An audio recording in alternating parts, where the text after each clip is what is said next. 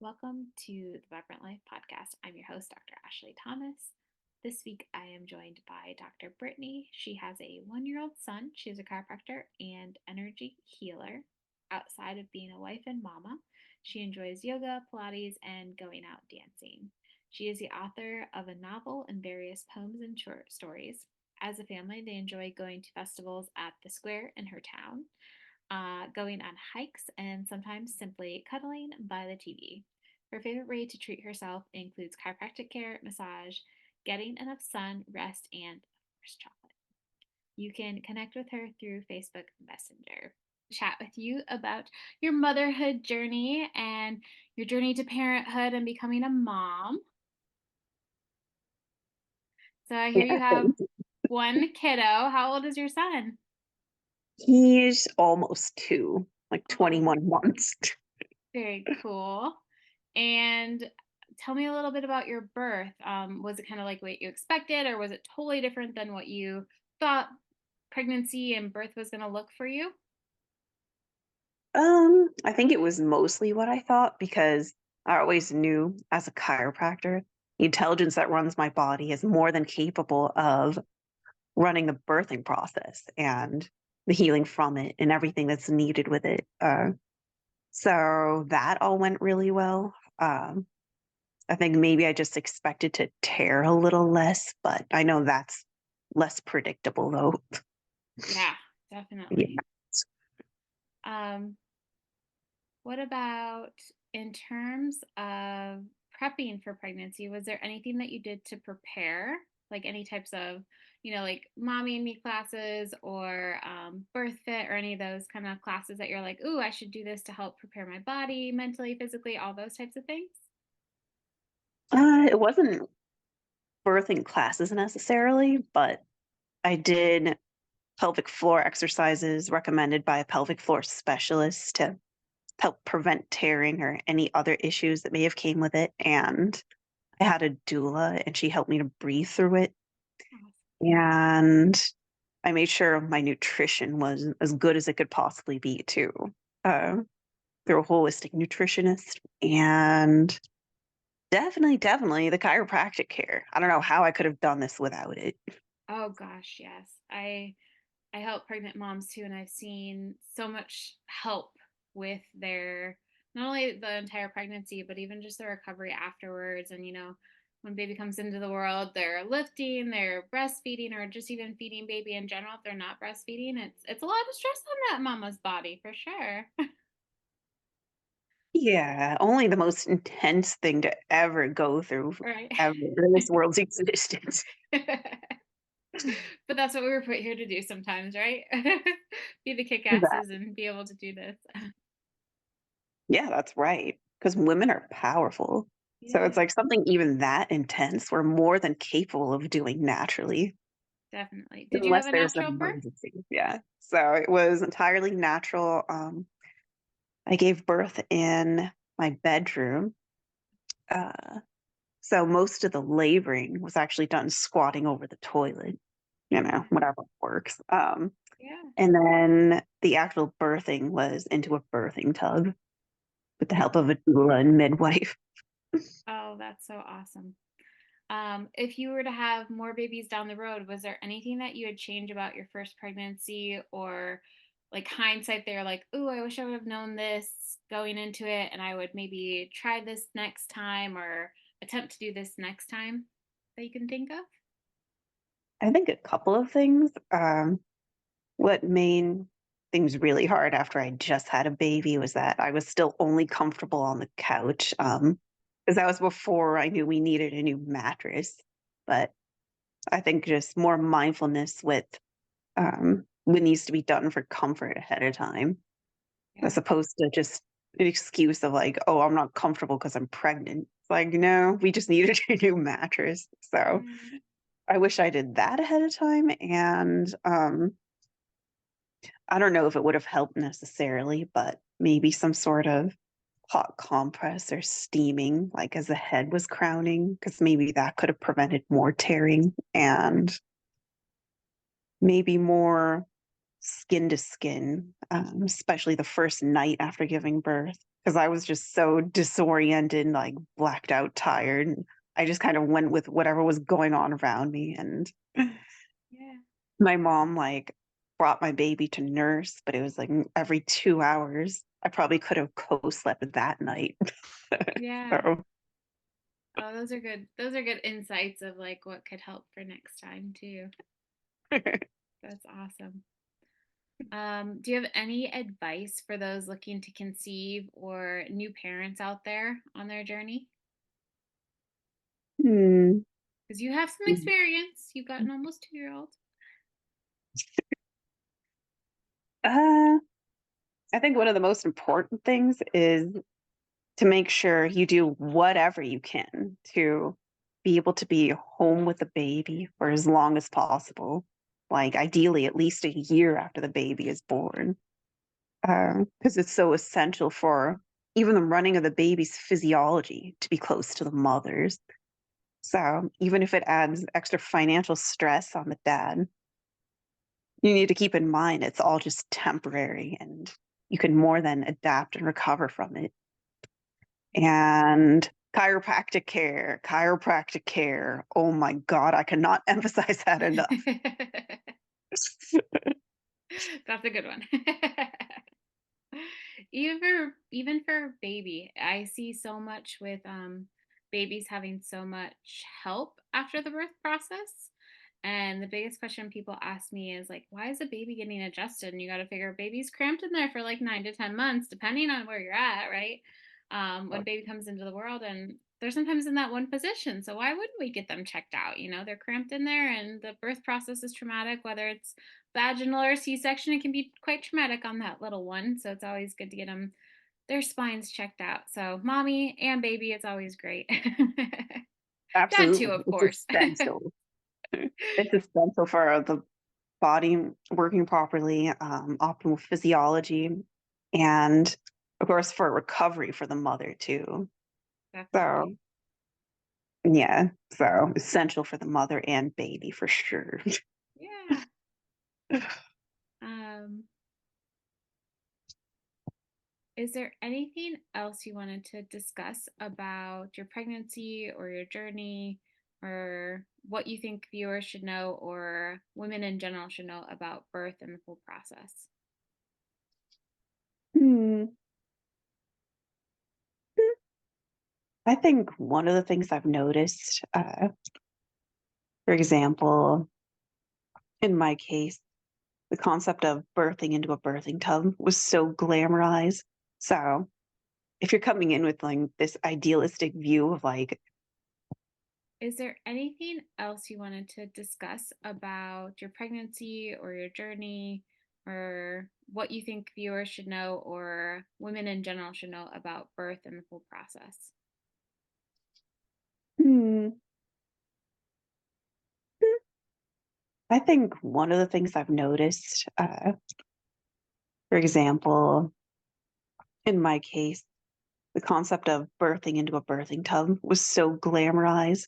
So if you're coming in with like this idealistic view of like, oh, if I do it this way, it'll just like be all smooth and prestigious and like all glamorous.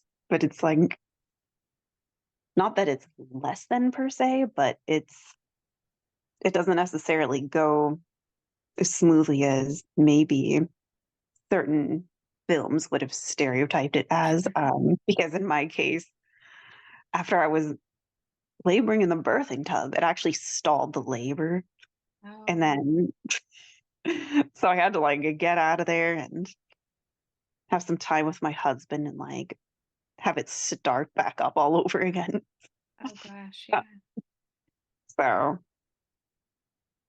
yeah. So, what you have in mind for how it would go isn't necessarily that. Like, I guess just be very responsive and adaptable. And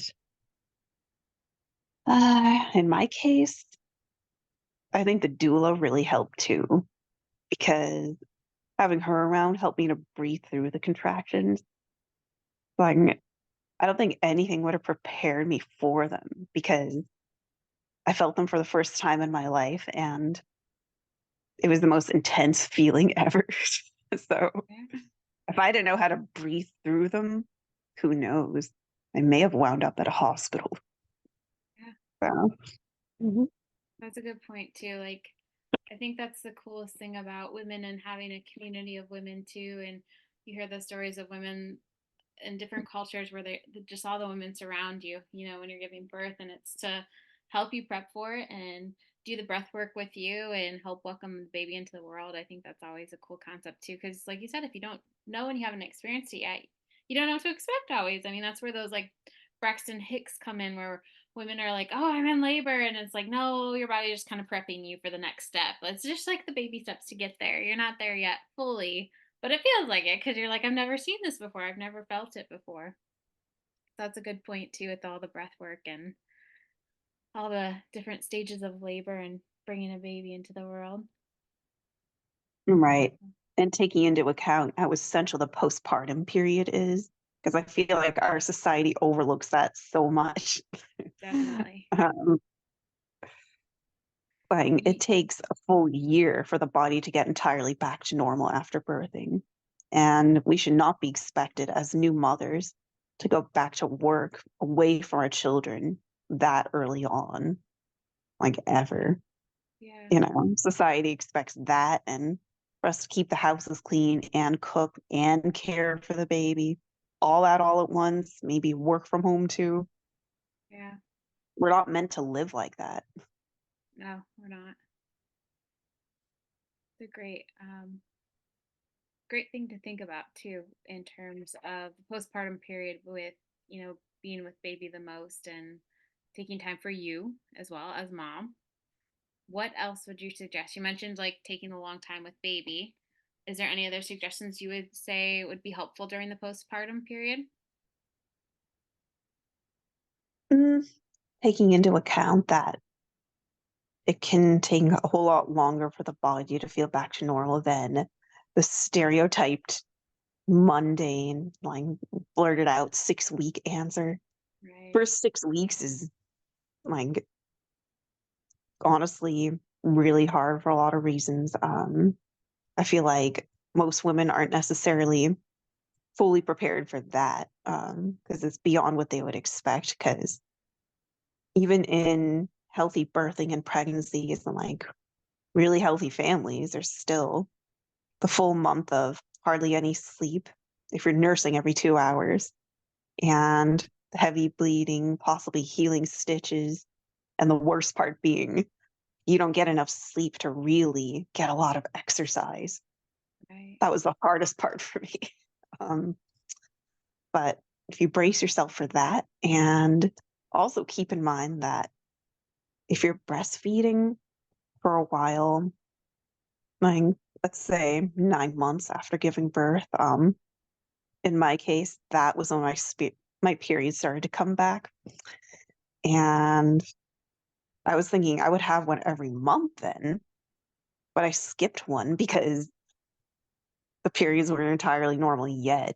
But that's entirely normal. So that's something that every woman should know too, is if you skip a period 9 months postpartum after you've been breastfeeding, because the periods aren't back to normal yet, not because you're pregnant Right. necessarily. Yeah. So Yeah, the body's trying to like get back into those normal hormones and take some time to get there. I think I saw typically with some of the stuff I do, it's postpartum depletion is 4 years is like the peak, and it can go all the way to 10 years of getting mom's nutrients back on track. So it's not uncommon for, yeah, the period to not return, obviously, right away. And if you're breastfeeding, it more than likely won't, because you don't want to have a baby right away after a baby you just had. Your body's not ready yes, for it absolutely. necessarily. Got to Yeah, replenish all those nutrients and everything by exactly. design. So yeah. So nutrition is really essential too. And I'm glad you brought that up. I'd recommend even before actually being pregnant, making sure that your nutrition is like top of the line, as optimal as it can be. And maybe even a detox before you're getting pregnant, so that everything's functioning really well within the body. And then a lot of that nutrition can even be stored up for after you have the baby. And yeah, just keep supplementing for highest good throughout the pregnancy. So you won't have to be so depleted, you know. And a holistic nutritionist can help you individualize for that. If motherhood was a movie, what type of genre would it be? Or movie, if you want to pick a specific movie, what do you think your life as a movie is right now, being a mom with the little one? Hmm. I don't know if it's any one movie specifically, but I think that kind of it would be mm, probably kind of a dramedy. Like there's a lot of drama, but there's funny moments too. Yeah, I can see that. Especially as he's getting a little bit older too and probably saying more words and doing more silly things. I can see Yeah. that. My son cracks me up. They really do fun things, especially under the age of 5. It's like my favorite age range. What about song? If motherhood was a song or your life was a theme song right now, what could you give it a theme song? Hmm. Could I give my life motherhood a theme song? Hmm. I can't think of anything exactly, but something having to do with rolling with the present moment and adapting and I guess like acquiescing and being at peace Yeah, um, in any given moment because you'll have difficult moments. That's just life anyway. But definitely. it's all like this whole, like part of this whole incredible thing. So just take everything in, acceptingly, peacefully, and while being gentle on yourself. Oh, definitely. I love all of that, especially the adaptability.